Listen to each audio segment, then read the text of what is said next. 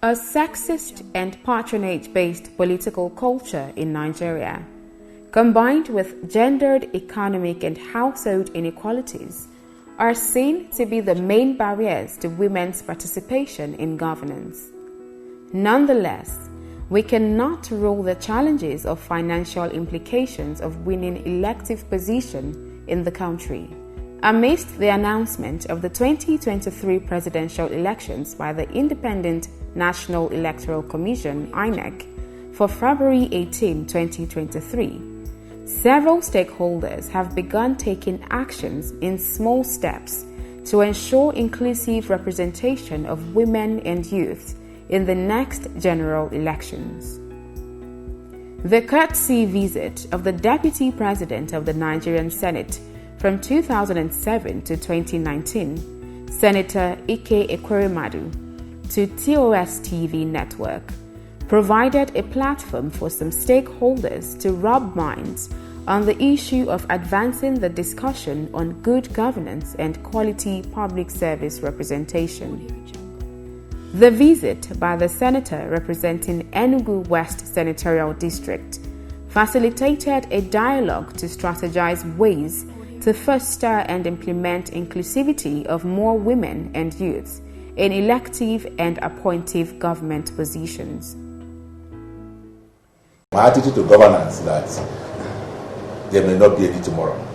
So I started from the day when I was elected to begin to make impact. So by the time we left office, the way we did, after we got elected for 3 years, but we spent barely a year, 3 months. But at that point, I had achieved most of the things I wanted to achieve in that local government. Because it was a new local government, I was the first person to be elected chairman there.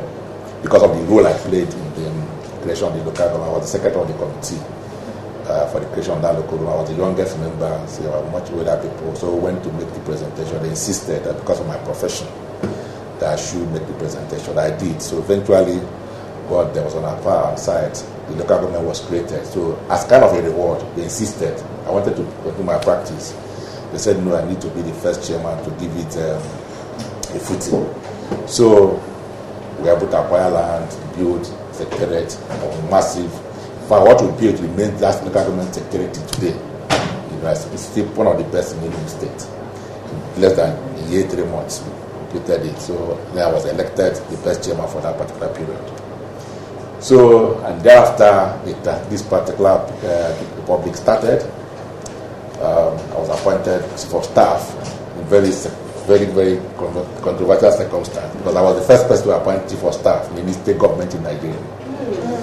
So the first person. It was after my appointment, I started appointing. There was a reason for it. Because when the governor then, Timoroke, we had a deal on what, because I was the campaign manager, the DG of his campaign. So when he was elected, before the election, we agreed that I'm going to be the secretary of government. So something happened. So his people insisted that his uncle should be the secretary of government. So the issue was what to do with me. So I said I was going back to my practice. So, and then there was other forces that were kind of against me, because he said, okay, I appoint me principal secretary. So one particular man insisted, no, that would make me too close to the government. So anyway, so on the day of his inauguration, 29th of May, 1999. So I rode with him to the venue at Obara Square in Enugu. So when we finished, we were going back to the presidential land where we were staying. I was actually the closest person to him. So on our way back to the guest house, so it was after 4 o'clock, it was a news bulletin, 4 o'clock news. So they just said that Obasanjo had made 2 appointments. One was the National Security Advisor and the other was Chief of Staff. He said, no, here we are. I'm going to be the Chief of Staff. So that evening I was appointed Chief of Staff. So it was after that, as the government started appointing a Chief of Staff. So it was kind of circumstantial. So 2 years later I became Secretary of Government. And then after the first 4 years, 2003, I was elected Senator, came into the Senate, and then in 2007 I became Deputy Senate President. So by the time I came in 2003, I was part of the Nigerian delegation to the TOS Parliament. So in 2007, so when I became the Deputy Senate President, I was also elected Deputy Speaker of that Parliament. So now, because the parliamentary leadership in the ECOWAS is based on alphabetical order, by 2011, it was Nigeria's turn to produce the speaker. But then Nigeria has just finished, so it came over to Nigeria. So I was already deputy speaker, then I was then elected the speaker of the parliament. So that means in that rotation for 4 years, it takes another 60 years for Nigeria to be speaker of that parliament. So, and then, of course, the following year, 2015, for a third consecutive time, when I was elected deputy president again in 2011, after 2011, and then 2015, so I've also been involved in a lot of international engagements, parliamentary engagements. I've been a member of the Commonwealth Parliamentary Association, CPA, so I've been a member of the Parliamentarians for Global Action. I've been a member of the International Parliament for Peace and Tolerance. Presently, I'm the chairman of the Committee on Judiciary and Legal Matters. That parliament, there's only one representative from each country all over the world. So I represent Nigeria in that parliament. I'm also in the climate parliament. We talk about climate issues and renewable energy. If I had a conference even yesterday, so I'm also a member of the International Parliamentary Congress. So many of them. Senator Ekweremadu, who is the longest-serving Deputy Senate President in Nigerian history, possesses vast experience in systematic reforms, which was deployed in aiding the passage of the Not Too Young to Run bill. Again, to advance inclusive representation in governance, Senator Ekweremadu in this dialogue commits to advocating for the passage of the Electoral Reforms Bill by the first quarter in 2021 and stepping down from the Senate to make room for younger, qualified candidates in 2023. The dialogue, though purposely informal, relayed some key points for stakeholders to note as they work to advance the cause of women and young people in Nigeria. The nuggets shared by Dr. Ekweremadu, especially on building a systematic coalition hinged upon the course of proportional representation and intergenerational collaboration, will be highly beneficial to achieving great results, political positions ahead of the 2023 elections. Why did the Gender and Equal Opportunity Bill not scale through in the 8th Assembly? It was particularly difficult in the Senate, and we got the impression that they were sitting on it because they didn't want it to pass. Because if we're going to advocate for these things, proportional representation, Nigeria is a signatory to CEDAW, for instance, and it has been an uphill task getting Parliament to at least domesticate the provisions of that instrument.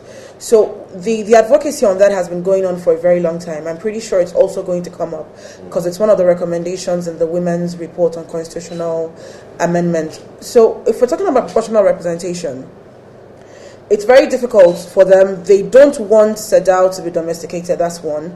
The second thing is, when the Not Too Young to Run bill was put before the 8th Assembly, the age of eligibility for the House of Reps and House of Assembly was reduced, but for the Senate it wasn't, although it was proposed in the bill.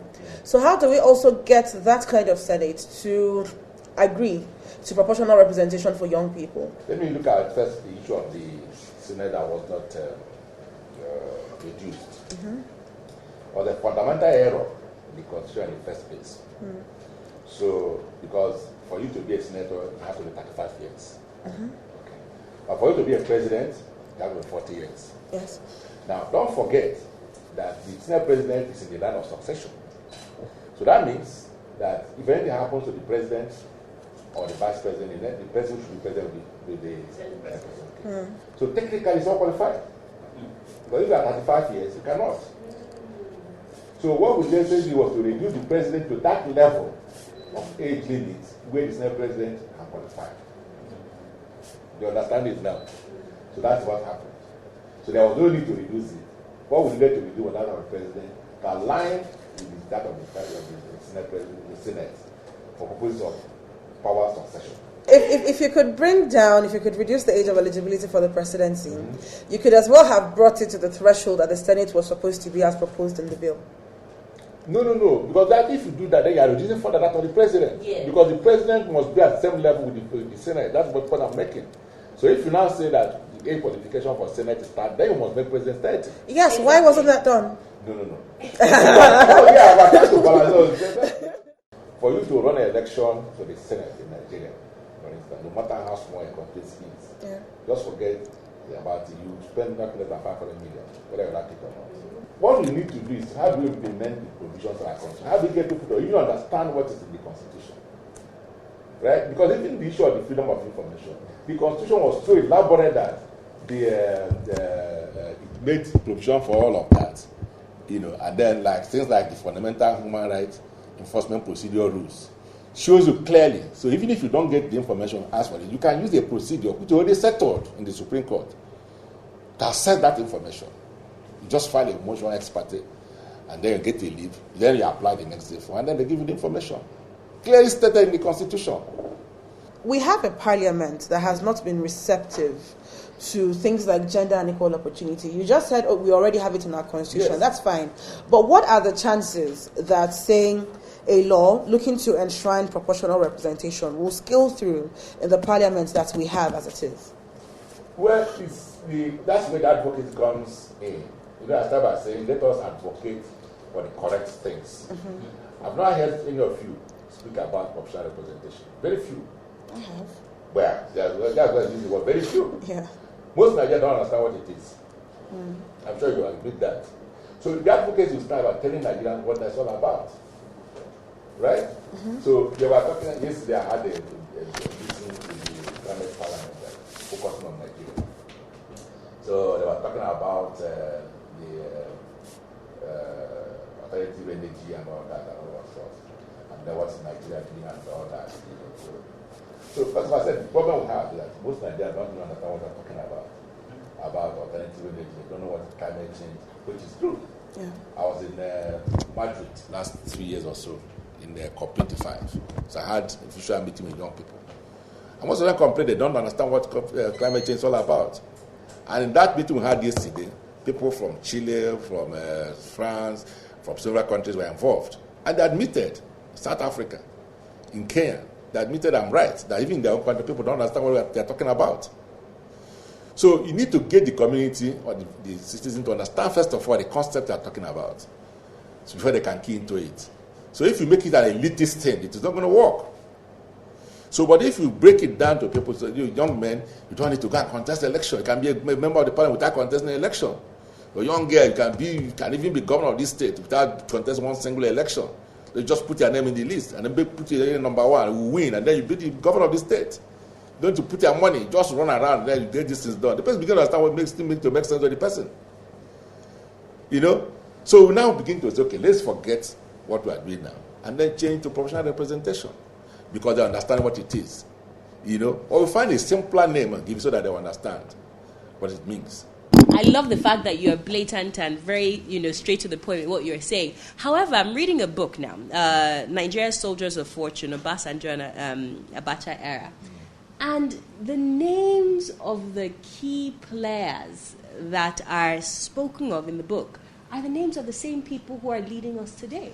So when you talk about you believe in intergenerational collaboration, intergenerational partnership, it's hard for me to see, the honesty in that, especially with your colleagues. It's hard for me as a young woman today. I have no aspirations to vie for political office. But when I look around at the people who are currently sitting on the seat of power, and I see that the same key players in the, Abiola era, in the Abacha era, in the, and I'm like, where is the way? Who is making way for these young people? And are they sincere in the pronunciation that they want young people to come and sit and dialogue with them, that they want to work hand in hand with these young people? So I don't see the sincerity in that. That's number one. Number two, you were preferring a solution that, the constitutional review is ongoing. how do we change it in a more systemic way where obviously it's not going to be business as usual. They're not too young to run.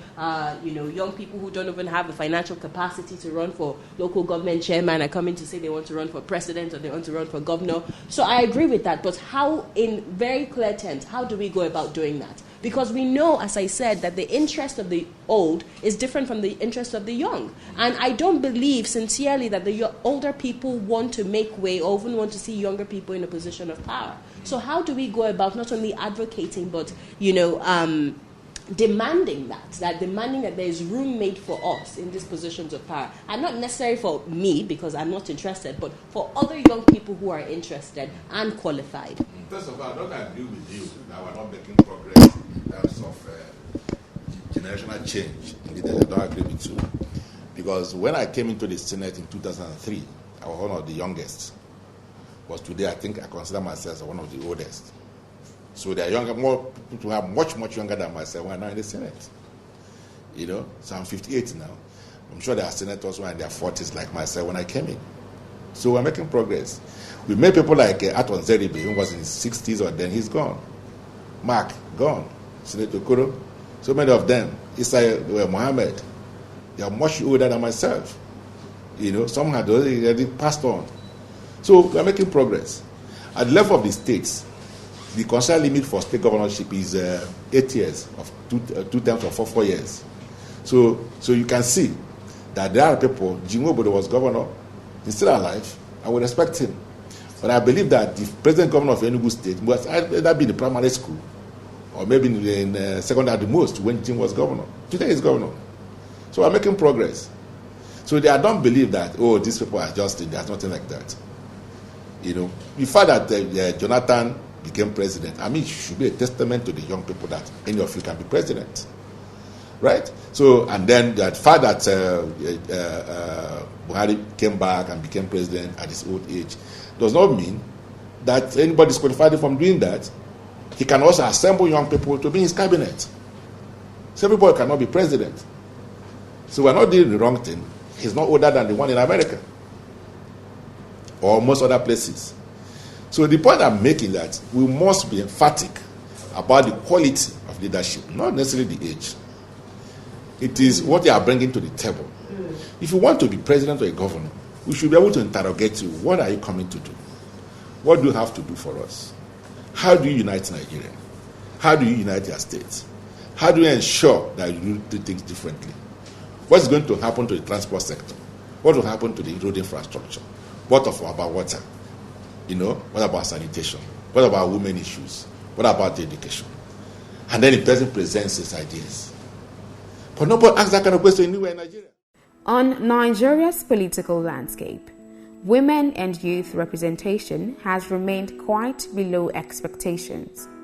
Nigeria has been recording low participation of women and youth in both elective and appointive positions.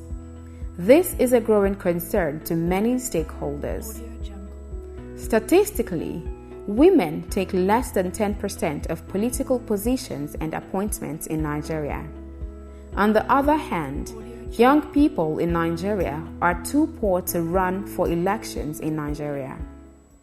But how do you win election without, I know you spend money, but without focusing on getting money to win? And how do we do away with godfatherism? I'll tell a small story because we're rounding up. In 2007, the PTP leadership met and said that Mark was going to be the Senate president. And then Mark then said, well, if I was going to be Senate president, he would want me to be the deputy Senate president. I was not even at the meeting. So now, just a day before our inauguration, everything was settled. So Chief Anene called me to his house and said, look, that Yaradua just spoke with him, the new president, and said, look, he can't deal with Mark because of his military background. So he can't have him as president of his own Senate, so that I would prefer Akume. But in my own case, they will allow me to be the deputy Senate president. I looked at him in his face and thanked him and said, I'm not interested. So you can keep your deputy Senate president. So he was shocked. So I left him. I went back to Mark's house all the senators had deserted Mark. All those were coming a day before their inauguration. And I said back, God wants to tell you that it's not these guys who made you the Senate president. You will be Senate president by tomorrow, but without these people's help. I'm sure it's all history now. I don't want to go into details of what happened. You know? So what we did was that I said, Mark, I want to set up a meeting of every senator. We met in Hayton. Myself and Osasu would hire the hall in Hayton and then called everybody. I made this proclamation that look, that God has provided opportunity for all of us to elect our own Senate president, our deputy Senate president, and nobody will pose anybody on us again. You know? So in the next day, we went and elected back and myself. So you can do away with God for that is absolute bullshit. There's nothing like that. You know? It's just determination. It's determination. I ran against a sitting governor who wanted to be a senator. My friend. But somehow I managed to win. Right? Buhari defeated a sitting president here. Defeated Jonathan. So it was the issue of godfatherism. Sometimes is something whose time has come. The second goes into planning. So because there are likely anything you plan without succeeding. You know, because the business of politics is about human beings. Once you're able to build a sufficient support coalition and then get some people who have confidence in what you want to do, you will be elected. You don't need any particular godfather. But again and again, what we need is good leadership, good leaders, not system. Any system can fail you, but a good leader will never fail you. Despite efforts by stakeholders, both local and international, to increase the level of participation of women in politics, in line with the declaration made at the 4th World Conference on Women in Beijing, which advocated 30% affirmative action, the reality is peculiar and demanding more immediate and constructive action. Will you, on our behalf and on behalf of young Nigerian women, be telling the Senate to ensure that they pass this law this year as a commitment, to Nigerians, and also to ensure that those very important sections and items, which were contained in the one passed by the 8th Senate and which have also been identified that can strengthen women, youth, inclusion, and all of that, that they ensure that we get all of them done before they leave, either by way of motion or by way of advice to the National Assembly when they resume. I was at the retreat they had in Lagos, and also part of the commitment to have this, this was I think in February, to have the Electoral Act passed before the end of the year. Regrettably, this COVID thing showed up, and then we couldn't do much for like 6 months. So it's going to be unrealistic unless we just want to do something just to impress Nigerians for any person to say that the Electoral Act should be passed this year. What I think we should do is probably the first quarter could be a commitment that's more realistic if we want to do the correct thing. For 2 reasons. One is that remember that most of those things are things we passed in the 8th Senate. So we're only just bringing them up again. But because the society is dynamic, there have been a number of new issues that needs to be accommodated. All right? So I recall that the issue of electronic voting, I think the 6th Senate, I think the 2010 Act, I was part of the authors of that Act. Section 52, which basically said that we can use the Electronics Act. When we brought it, the committee brought it to the floor of the National Assembly, it was in the Senate, it was heavily opposed. In fact, when we said, okay, let's remove, they said, no, we're not removing, we should add that it is prohibited. So we had to add the word prohibited in it. So 4 years down the line, the dynamics changed.